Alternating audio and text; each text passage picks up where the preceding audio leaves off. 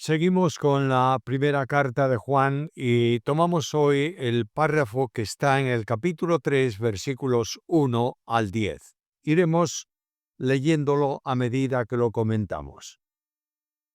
En el proceso o en el progreso, si se prefiere mejor, de la enseñanza sobre la comunión y sus consecuencias, el apóstol Juan introduce aquí la relación del creyente como hijo de Dios y la práctica de vida en esa dimensión. La señal evidente de la condición de hijos de Dios es la de una vida concordante con el carácter del Padre Celestial, hasta el punto de que quien no expresa esa característica manifiesta que no ha nacido de nuevo y por tanto no es hijo de Dios. Observemos las características de la comunión. En primer lugar, la primera característica es pureza y está en los versículos 1 al 3. El creyente es hijo de Dios. Versículo 1. Mirad cuál amor nos ha dado el Padre para que seamos llamados hijos de Dios. Por eso el mundo no nos conoce porque no le conoció a Él. El resultado de un amor asombroso es este. Dios nos amó de tal manera que permite que seamos sus hijos. Este amor, de tal manera, de tal amor, mirad cuál amor, es una palabra que indica, por ejemplo, la calidad del amor, la dimensión del amor, de qué lugar procede. El amor es de Dios, por tanto es un amor asombroso, porque de tal manera amó Dios al mundo, que ha dado a su Hijo unigénito para que todo aquel que en él crea no se pierda, mas tenga vida eterna. Con la exhortación mirad, el apóstol desea que los lectores consideren y reflexionen hasta llegar a una mejor percepción del amor de Dios. El amor de Dios es experimental porque el Padre lo ha dado a cada creyente. Nos amó para que seamos llamados hijos de Dios. Dios llama hijos suyos a aquellos que son objetos de su amor y, por estar en comunión con Él, lo experimentan. Dios otorga el derecho de ser sus hijos a los creyentes. Juan 1:12. Pero a todos los que le han recibido, esto es, a los que creen en su nombre, les dio potestad de ser hechos hijos de Dios. La expresión hijos de Dios aparece 20 veces en toda la Biblia. 4 de ellas en el Nuevo Testamento. Y todas las del Antiguo se refieren a los ángeles. Solo los creyentes son hijos de Dios. El resto de los hombres son hijos del diablo. Hablando con personas aparentemente morales, de conducta intachable y religiosos, los líderes religiosos de los tiempos, de sus tiempos, Jesús le dice: vosotros no sois hijos de Abraham, sois hijos del demonio, porque queréis matarme. Esta nueva relación se alcanza mediante la fe, pues todos sois hijos de Dios por fe en Jesús. Gálatas 3:25. Hay una maravillosa manifestación del amor de Dios en el precio pagado. El apóstol Pedro dice: sabiendo que habéis sido rescatados de vuestra vana manera de vivir, la cual recibisteis de vuestros padres, no con cosas corruptibles como oro o plata, sino con la sangre preciosa de Cristo, como de un cordero, sin mancha y sin contaminación, ya destinado desde antes de la fundación del mundo. Dios nos adopta como hijos con todos los derechos. Por tanto, somos introducidos en la familia de Dios, miembros de su casa. Efesios 2:19. Por eso tenemos derecho de acceso al Padre en Cristo. Tenemos derecho de acceso al trono de gracia. Hebreos 4:16. El Hijo adoptado tiene un corazón nuevo por la regeneración y una orientación nueva. Mirad las cosas de arriba. También tiene una ciudadanía celestial. La esperanza está en Cristo mismo. ¿Tiene una nueva herencia? Somos herederos de todo por ser hijos. Como hijo, estamos dotados también de poder. Todo lo puedo en Cristo que me fortalece. La evidencia de ser hijos de Dios es esta.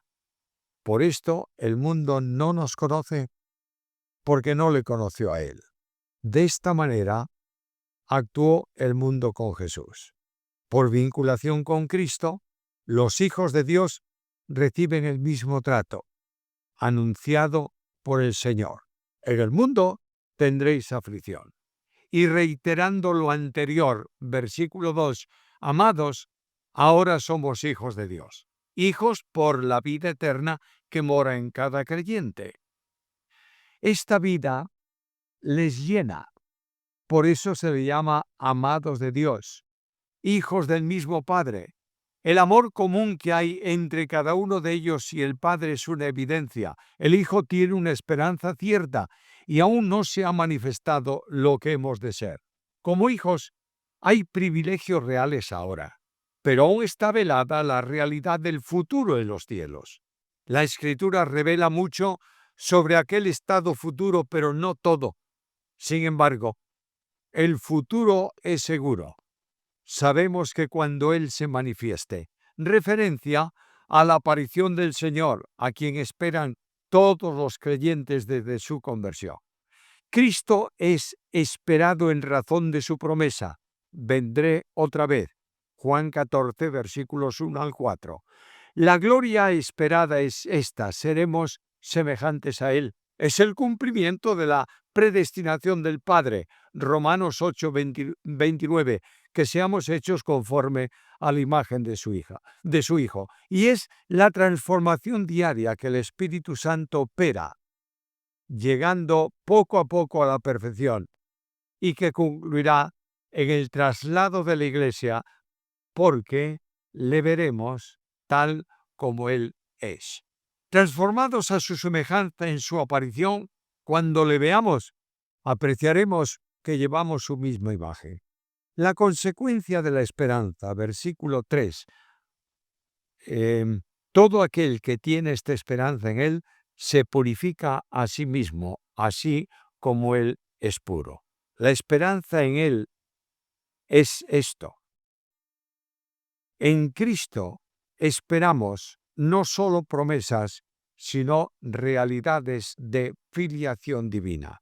La operación de la esperanza es esta: se purifica en sí mismo o a sí mismo, esto es, se mantiene sin mancha moral.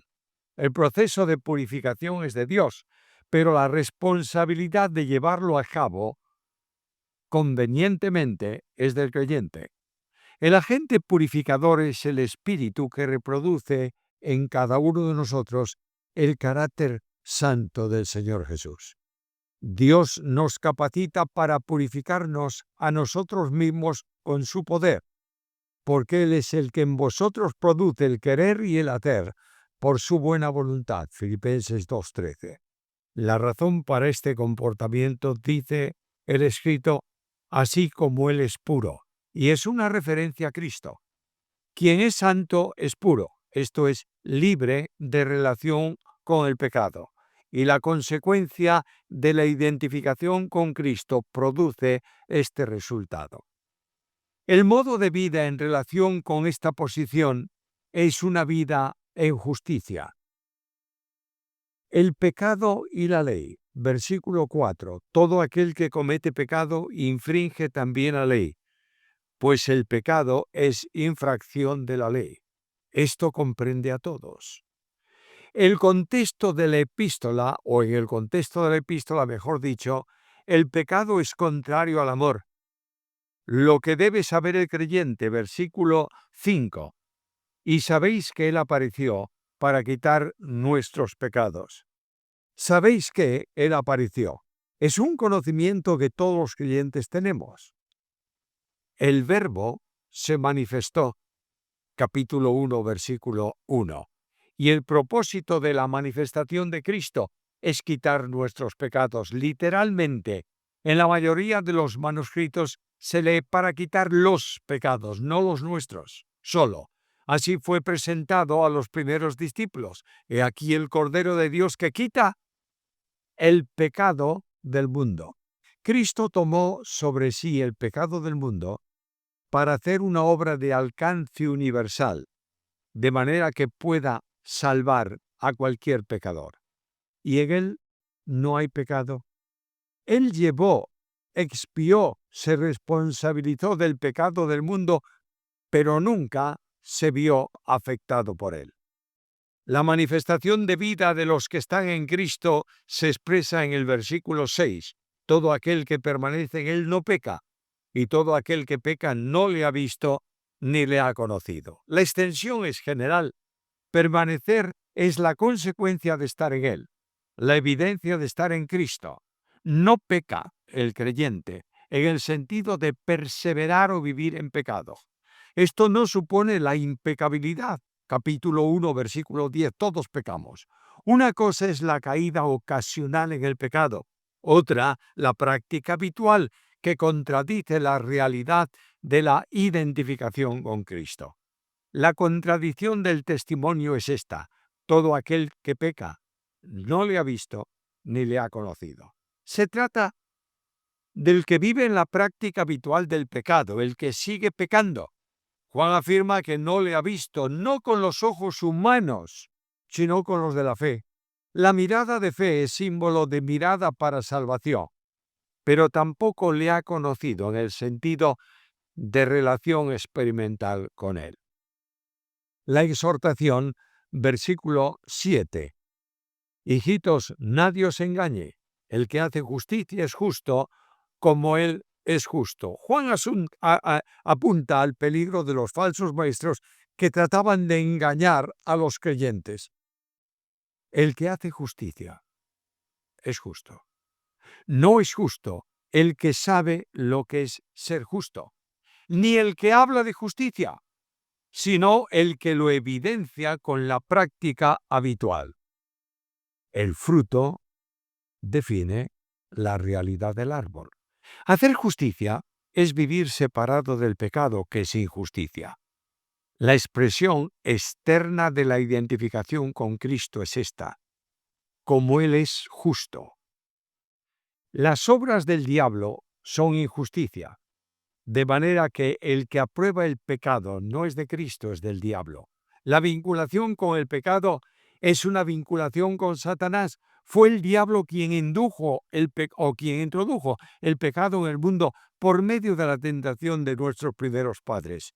La característica principal del diablo es que peca desde el principio. Desde el principio en relación con el pecado que se manifestó en él, y desde el principio también en relación con la manifestación del pecado que contaminó al pecador.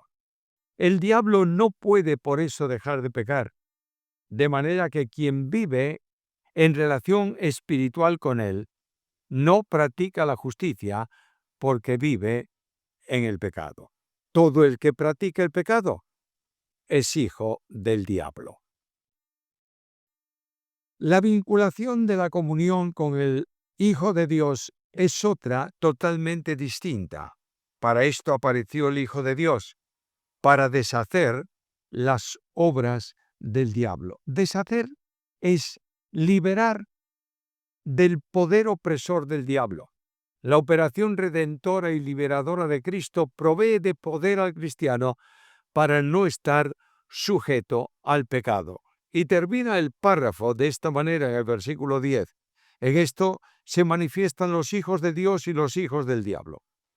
Todo el que no hace justicia y no ama a su hermano, no es de Dios. No es una afirmación relativa, sino absoluta.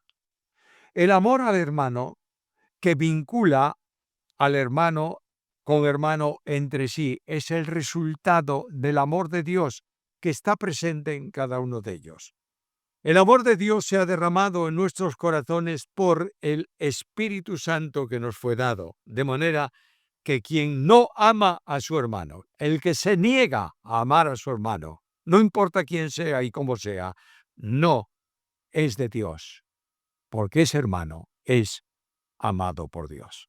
Debiéramos reflexionar seriamente en esto y preguntarnos en qué medida nuestra vida de comunión con Dios es una realidad. Y la forma de saberlo es muy sencilla. ¿Amamos o no amamos a los hermanos? Que Dios nos permita el desarrollo de una vida victoriosa en este terreno para poder decir al mundo que somos realmente hijos de Dios.